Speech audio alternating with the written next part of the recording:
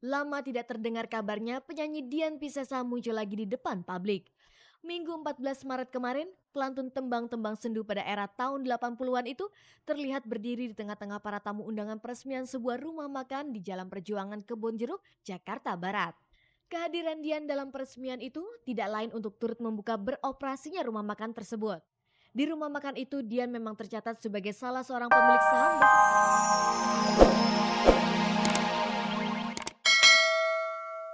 Selamat sore pemirsa, jumpa lagi dengan saya Dea Herlina dalam tayangan paling bergengsi, Cek Nari Cek. Inilah tayangan infotainment yang akan mengupas sisi menarik dari kehidupan selebriti di tanah air. Seperti biasanya, selama 30 menit ke depan, saya akan menemani Anda menyimak berbagai informasi terbaru dari orang-orang terkenal yang berhasil disunting oleh tim redaksi Cek Nari Cek. Sekarang kita lihat dulu kilasan tayangannya.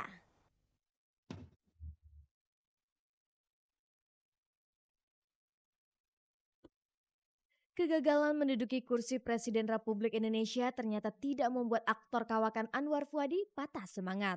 Bahkan Ketua Umum Parsi itu terlihat tenang-tenang saja, ia malah sangat gembira ketika merayakan hari ulang tahunnya pada hari Sabtu lalu. Meskipun belum sembuh total dari penyakit tumornya, penyanyi Dian Piscesa sudah kembali bekerja ekstra. Belum lama ini ia harus mengelola rumah makan yang baru saja diresmikannya. Dalam segmen Hangat Menarik, simak pengakuan penyanyi Hedi Yunus yang dulu pernah mengkonsumsi narkoba. Berita ini dirangkai dengan artis Anya Dwinov yang menggunakan jasa pengacara untuk memperlancar pekerjaannya sebagai artis. Setelah cukup lama menunggu, akhirnya pengusaha Dewi Motik Pramono dikaruniai seorang cucu pertama dari putrinya, artis Moza Paramita. Ini juga merupakan anak pertama Moza setelah 4 tahun membina bahtera rumah tangga.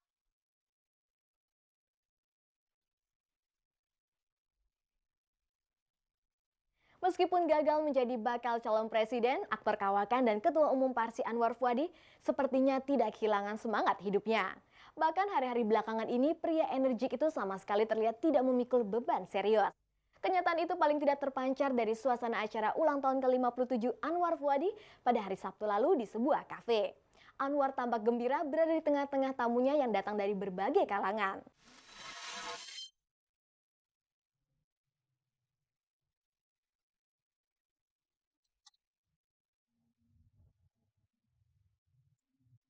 Aktor kawakan dan Ketua Umum Parsi Anwar Fuady sepertinya tidak memikul beban berat dalam menjalani kehidupannya sehari-hari. Padahal keinginannya menjadi calon presiden beberapa waktu lalu jelas-jelas telah gagal total. Namun tidak seperti para bakal calon presiden lain yang gagal, Anwar tidak terlihat uring-uringan apalagi patah semangat.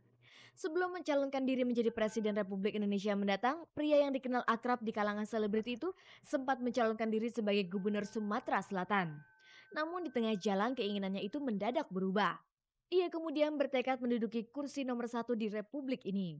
Sejak mengajukan diri sebagai calon presiden dari konvensi Partai Golkar, nama pria asal Palembang itu sontak menjadi bahan perbincangan publik.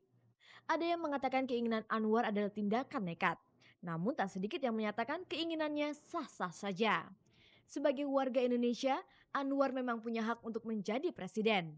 Begitu namanya masuk dalam bursa calon presiden Republik Indonesia, Anwar tampak begitu bahagia. Kemanapun ia pergi, masyarakat sering mengeluh-elukan sekaligus meneriakinya posisi sebagai calon presiden. Bahkan Anwar telah menyusun program kerja yang intinya bertekad menaikkan taraf hidup masyarakat yang dinilainya masih berada di bawah garis kemiskinan. Namun sayang semua keinginan Anwar untuk menjadi Presiden Republik Indonesia terpaksa harus ditunda. Ia kalah bertarung dengan calon-calon presiden yang lain. Kendati gagal, Anwar tenang-tenang saja. Di sela-sela waktunya menjalani rutinitas keartisannya, semangatnya tetap menggebu-gebu. Teman-temannya dari kalangan artis, pengusaha dan pejabat pemerintah bukannya menjauh tapi malah makin bertambah. Kenyataan itu paling tidak tampak saat ia merayakan ulang tahunnya ke-57 di Big Ben Cafe and Resto di Jakarta Sabtu lalu. Tamu yang hadir tidak tanggung-tanggung banyaknya. Mereka berasal dari berbagai kalangan. Tampak hadir Ketua MPR Republik Indonesia Amin Rais dan mantan Kasat Jenderal Purnawirawan Wismoyo Aris Munandar. Namun di tengah perayaan ulang tahunnya sempat tersiar kabar tidak sedap. Pesta ulang tahun Anwar katanya dimodali sebuah perusahaan transportasi papan atas di Jakarta. Lantas bagaimana komentar Anwar menanggapi berita itu? Betul. Nah, ya belum ada yang biaya itu Ibu Karlina Chandra itu, Ibu Karlina Chandra dan Ibu Mbak Chandra. Kebetulan Ibu Karlina Chandra itu orang Palembang. Satu kampung sama saya. Kalau Pak Chandra memang sini Dokter Chandra yang punya. Mhm. Dia yang biayain semua. Mungkin hampir 100 kali ya? Hah, 100 juta ya? Heeh. Kembali ke soal pencalonan dirinya sebagai calon presiden. Meskipun gagal, Anwar tidak pernah secara terbuka membeberkan kelanjutan pencalonan dirinya. Kepada tim Cek dan Cek, inilah kali pertama ia secara terbuka mengungkapkan kegagalannya sebagai calon presiden. Masyarakat kan udah tahu. Dengan gugurnya itu, dengan masuknya 7 besar, Pak Akbar Tanjung CS itu udah otomatis kita udah gugur semua. Jadi saya otomatis kita udah gugur. Jadi nggak perlu diumumin lagi, orang udah jelas bahwa kita tidak masuk dalam 7 besar itu. Menjadi calon presiden tentu membutuhkan banyak pengorbanan. Selain moral, juga materi. Pada saat Anwar mencalonkan diri, benarkah ia punya modal dengkul? Nggak ada dana bantuan sepeser pun. Saya nggak punya materi. Apakah pencalonan dirinya menjadi presiden saat itu serius atau sekedar mencari sensasi? Serius dong. Kenapa nggak serius? Serius ya, tapi apa mau dikata? Maksud hati memeluk gunung, apa daya tangan tak sampai. Gimana saya mau menang? Itu capres-capres yang lain itu keliling, ada yang sampai ke 28 provinsi, 30 provinsi, paling sedikit ke 20 provinsi. Nah, saya kan cuma 8 provinsi. Banyak keterbatasan saya untuk ke seluruh provinsi. Jadi secara otomatis saya udah nggak mungkin menang itu. Mengapa pada saat gagal terpilih menjadi calon presiden Republik Indonesia, Anwar tidak mencalonkan diri sebagai anggota legislatif? Masa saya capres calon presiden kok calonkan jadi caleg, turun dong. Ya nggak? Kalau caleg lah urusan anak-anak buah lah, turun teman-teman yang lain lah. Itu urusan Nurul Arifin, urusan Marisa Haque, urusan Rieke Diah Pitaloka lah itu. Saya itu minimal kalau mau mencalonkan lagi, minimal itu sekjen ASEAN atau sekjen PBB. Udah nggak mungkin saya mencalonkan diri caleg, calon gubernur, atau calon bupati misalnya, apalagi calon lurah misalnya. Udah nggak mungkin kan. Mengapa Anwar sepertinya tidak merasa terbebani padahal ia tidak masuk dalam daftar calon presiden Republik Indonesia? Santai aja. Apa sih? Nggak jadi presiden juga saya udah top. Ya nggak? Di usianya yang sudah lebih dari setengah abad, apakah Anwar masih memiliki obsesi yang belum terwujud?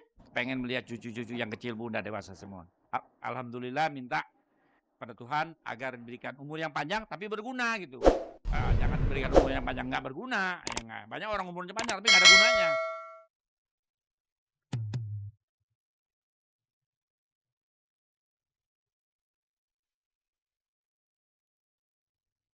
Hari ini sampai Kamis besok tengah digelar audisi peserta Indonesian Idol di Kota Medan.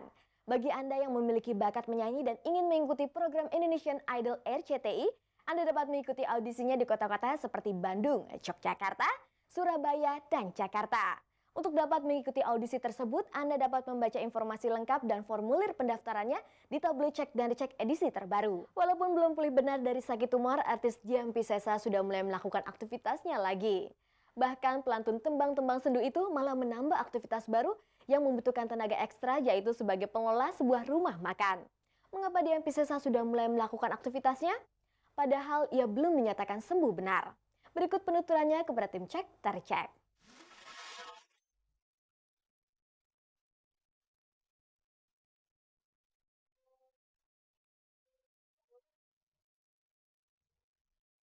Lama tidak terdengar kabarnya, penyanyi Dian Piscesa muncul lagi di depan publik.